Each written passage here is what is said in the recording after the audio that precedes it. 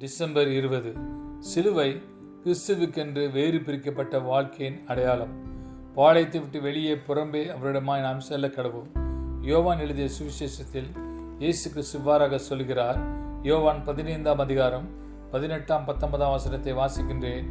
உலகம் உங்களை பகைத்தால் அது உங்களை பகைக்கிறதற்கு முன்னே என்னை பகைத்தது என்று அறியுங்கள். நீங்கள் உலகத்தாராய் இருந்தால் உலகம் தன்னுடையதை சிநேகித்திருக்கும். நீங்கள் உலகத்தாராய் இராதபடினாலும் நான் உங்களை உலகத்திலிருந்து தெரிந்து கொண்டபடினாலும் உலகம் உங்களை பகைக்கிறது.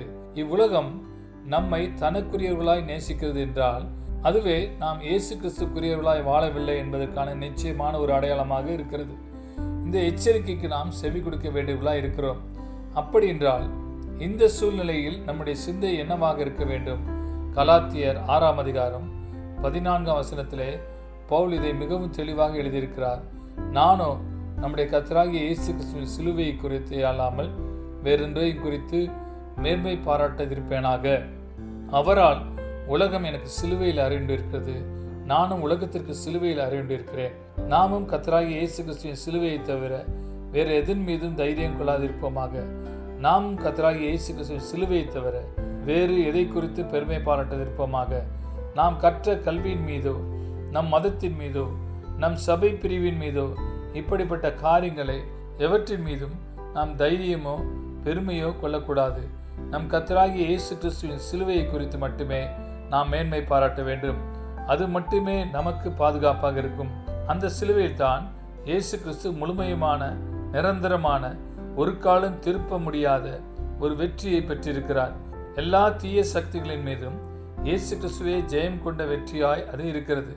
சிலுவையின் மூலம் இவ்வுலகம் எனக்கு சிலுவையில் அறையப்பட்டிருக்கிறது, நானும் இவ்வுலகத்திற்கு சிலுவையில் அறையப்பட்டிருக்கிறேன் என்பதே நம் சிந்தையாய், நம் அறிக்கையாய், நம் வாழ்க்கை முறையாய் இருக்க வேண்டும். சிலுவையை தான் தேவனுடைய ஜனங்களும் இவ்வுலகத்தாரும் இடையேயான வித்தியாசத்தின் அடையாளமாய் இருக்கிறது. சிலுவை தான் நாம் தேவனுக்கென்று வேறு பிரிக்கப்பட்டிருக்கிறோம் என்பதற்கு அடையாளமாக இருக்கிறது. சிலுவையின் இந்த கோட்பாட்டை நாம் நம் வாழ்க்கையில் பின்பற்றும் போது நாம் இனி இவ்வுலகத்துக்குரியவர்களாய், இவ்வுலகத்திற்கு சொந்தமானவர்களாய் வாழ மாட்டோம். இயேசு கிறிஸ்து அழகான ஒரு வெற்றியின் வாக்குத்தத்தத்தை நமக்கு கொடுத்திருக்கிறார். யோவான் 16ஆம் அதிகாரம் 33ஆம் வசனத்தை வாசிப்போம். என்னிடத்தில் உங்களுக்கு சமாதானம் உண்டாயிருக்கும் பொருட்டு இவைகளை உங்களுக்கு சொன்னேன்.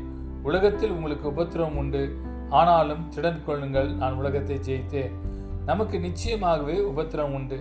ஆனால் இயேசு கிறிஸ்து உலகத்தை ஜெயித்திருக்கிறார். அவர் மூலமாய் நாமும் கூட உலகத்தை ஜெயித்திருக்கிறோம். ஆம், அவருடைய நிந்தையை சுமந்தவர்களாய் பாளையத்துக்கு புறம்பே அவரிடம் செல்வதற்கு நாம் விருப்பமுள்ளவர்களாய் இருப்போம் என்றால் அவர் மூலமாய் நாமும் கூட உலகத்தை ஜெயித்திருக்கிறோம். நாம் ஜெபிக்கலாமா? கர்த்தாவே, உலகத்தை பின்னே தள்ளிவிட்டு உம்மை நோக்கி வரும்படி என்னை நீர் அழைத்திருக்கிறீர். உமக்கு நன்றி. இவ்வுலகத்திலிருந்து தேவனுடைய ஜனங்களை வேறு பிரித்து காண்பிக்கிற அடையாளமாகிய சிலுவையை நான் ஏற்றுக்கொள்கிறேன். நான் இவ்வுலகத்திற்கு சொந்தமானவன் அல்ல. எனவே பாளையத்துக்கு வெளியே புறம்பே அவரை நோக்கி நான் செல்லுகிறேன். ஆமென்.